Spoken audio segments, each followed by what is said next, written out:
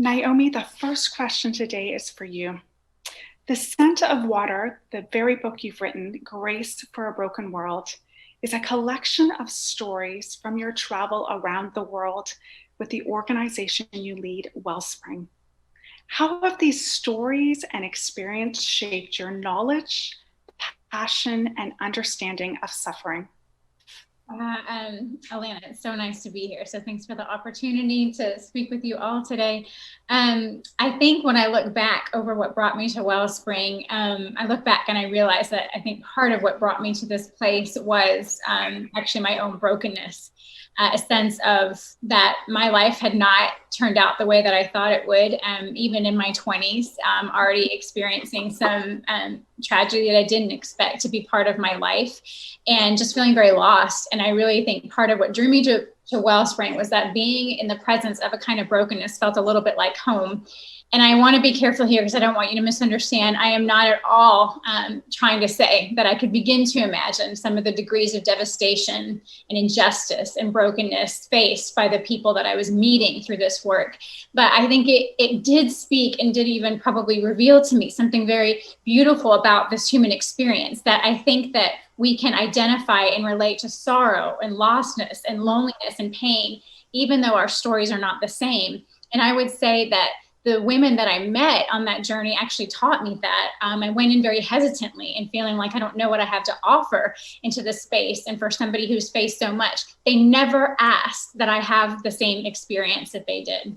They never asked that of me. They did ask that I be very real and authentic about who I was and the experiences that I had faced. I think it's Ralph Waldo Emerson that says, each man has suffered in a way that no other has suffered. And I think that really seeks and speaks to honor individual experience in our story, and to affirm that actually, even if you and I had the exact same experiences, we still would not feel suffering in the same way because we're different people. And so I think that this journey, this opportunity to come alongside another, I'll just highlight three things that I feel like it gave me. Number one was the importance of understanding the story. That I think in our culture, we are very rushed and we're very prescriptive, and we want to come in and we want to change something. We want to forge a new way. And if we have not stopped to take time to understand what really happened here, what violated here, what transpired here, even with all good intentions, we can actually cause more harm than good. The second thing is the time to grieve. And sometimes we try to blow past that, but just the appropriate time to lament and grieve what has been wounded and what has been broken there. And the third thing I'll say is I realized I stepped into these places with my Christian faith, but believing that my response was going to be a practical response of providing support to individuals who had faced tremendous forms of injustice. And I realized very quickly that as important as policies are, as programs are, it wasn't actually enough. And what these individuals were really wanting was an identity beyond what this life had given to them.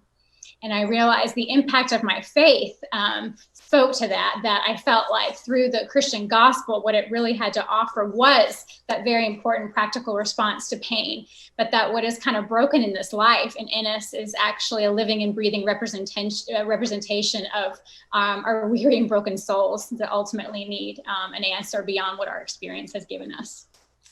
Thank you, Naomi. You have given us some great nuggets just from the get-go. We need to be offering those people who are suffering and in grief a practical response. We cannot assume what people's needs are. We need to inquire and respond.